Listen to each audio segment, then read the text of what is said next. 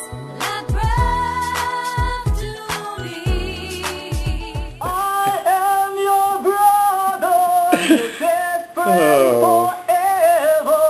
singing the songs, the music that you love. Okay, people. You know I put a little bit of this song up. Why? Well, because it's catchy, and because I thought it would be a lot of fun. And it is. I mean, they were having fun on American Idol. If you saw it on television, I didn't see it on TV. You know, I just watched the clips on YouTube, and mostly I watch my news on YouTube. I watch everything on YouTube. But anyway, going on from there. This is, I think, what American Idol is all about. I mean, I couldn't have seen a better clip, and I think America and the world has really embraced this guy because, one, he is just so genuine. He went in to do his thing, and he said, you know, this is an opportunity for me to sing to the world. This is an opportunity to be seen. This is an opportunity to just, like, live my dream, you know, or to start living my dream. You know, American Idol throughout the years, people have said, oh, well, they make this and they make that, and they really don't support these people and that and the other. They've made some stars. I mean, there's no doubt that Kelly Clarkson, Ruben Studdard, Carrie Underwood, Fantasia, you know, Jennifer Hudson have all become, like, major stars, okay, in their fields and in their genres. But I don't think that that's all that this is about. I mean, that's not why it's such a big phenomenon. I love more than anything to watch the auditions because I like to see people come in and just be crazy. They just want to get on TV, most of them, you know. And some of them, you know how your friends are. They know they can't sing. You know, they might have just a little tiny little voice and they be singing off key all the time and they know they're tone deaf. But y'all get to singing and having a good time, laughing at each other. And, you know, it's like you remember it forever because it's just the greatest thing in the world, you know. You're just enjoying yourself and what you do. It's not important that it sounds good or anything like that. It's just that you're expressing yourself.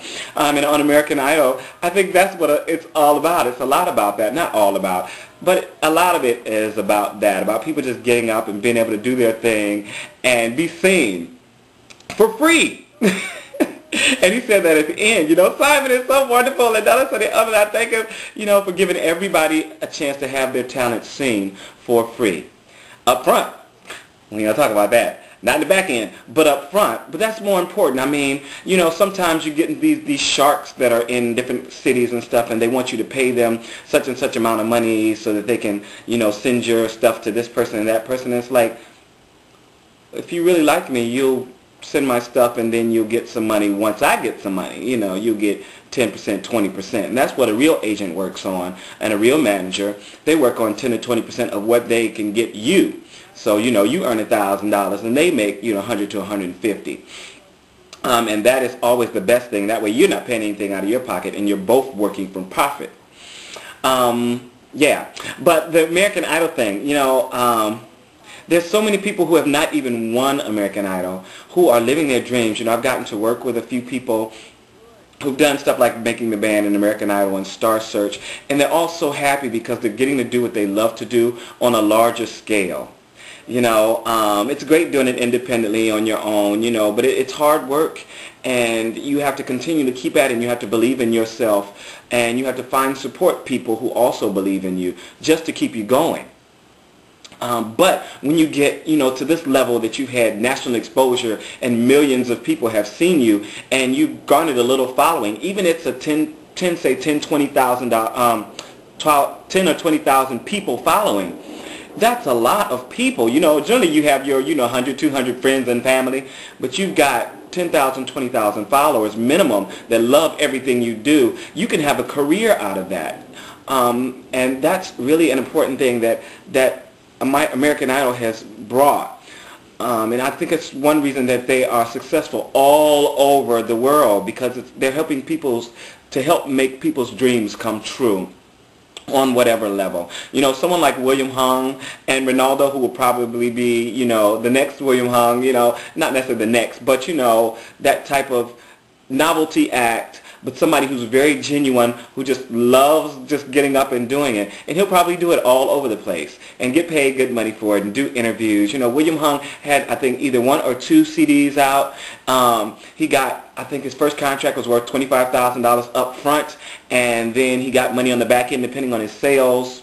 I know a little some of this stuff, but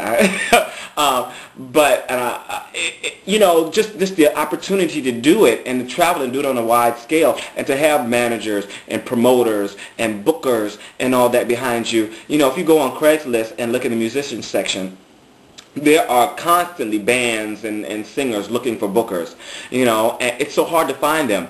You know, I've even sent out to bookers and they say, well, if you don't have a national following, then they can't really represent you because they want someone that they can put into a lot of different venues that have a little bit of a name.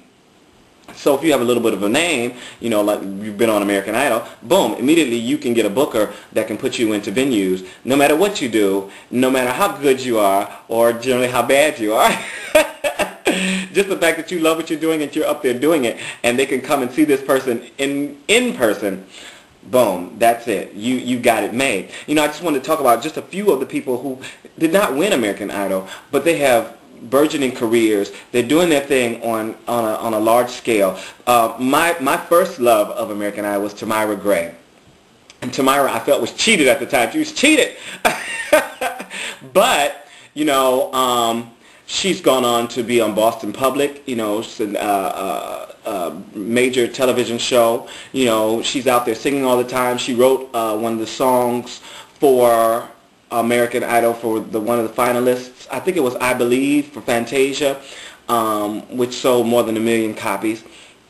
Anwar Robinson, who some of you might not remember, but I knew him from New York, and he is touring right now and performing and doing special guest appearances and making a living. He was a teacher, you know, and he loved what he did, but he decided to do this on a larger scale, got on American Idol. I think he made it into the top 6 or 7, and from there he's been performing, you know, and he hasn't had an album yet. I keep mailing him like, when is it coming, man, when is it coming? But he's doing what he loves to do on a larger scale, and that's what's so important, and he loves to perform. Frenchie Davis didn't even make it in because they threw her off because of some little scandal or whatever, but then Frenchie Davis went on to do Broadway. She's been in Rent. She's done some other smaller venues. She's always performing around New York, and she may be doing a national tour of Ain't Misbehaving with another American Idol actually winner, possibly. You know, I read it somewhere and heard it somewhere, so it's more than likely going to happen. Jennifer Hudson did not win American Idol, and there's always the debate of whether she should have or not. You know, I believe if she should have, she would have, and personally, Fantasia was already there. Fantasia was already the idol. Fantasia had her gang together when she stepped up. You know, she was a great singer. She was a great performer. You know, she had her look and her style together. She had her whole like package was already there from the beginning, and it just built and built and built. She never really had a weak moment, and even she was still wonderful from the beginning. Jennifer was still working on her look. You know, she was a little tentative. They started kind of tearing her down because she was, you know, a little heavy and all that, and full-figured woman, and it probably took away a little bit from her confidence. But you know, she went on to get Dreamgirls and win, you know, an Oscar. You know, without American Idol, this might not have happened. Maybe it would have, but it's doubtful because there are so many amazing performers, amazing singers out there in the world. And I'm sorry, if you guys don't agree with me, walk up to any church. Go to Hezekiah Walker's church in New York. Go to James Cleveland's church. Go to Shirley Caesar's church. Go to just about any church, and you will find girls and guys who will sing what we call sing their face off. And you'll just be like, wow, why aren't they famous? Who knows? They haven't gotten that national exposure, you know, and maybe they will and maybe they won't. But either way, you know, things happen the way they should happen. And Jennifer got to where she is because things happened in the right way for her. Bice is still out there performing, and he had a song with someone I love, Santana, and the song is just wonderful. I'm sorry that it wasn't more popular, but I love the song, and he's still out there performing. Elliot Yamin did not win. I think he was number 3, and you know, he's had a #1 hit song and a great showing on his album. So this is more than just about the winner. This is about making dreams come true. Yeah, that's it. Making dreams come true.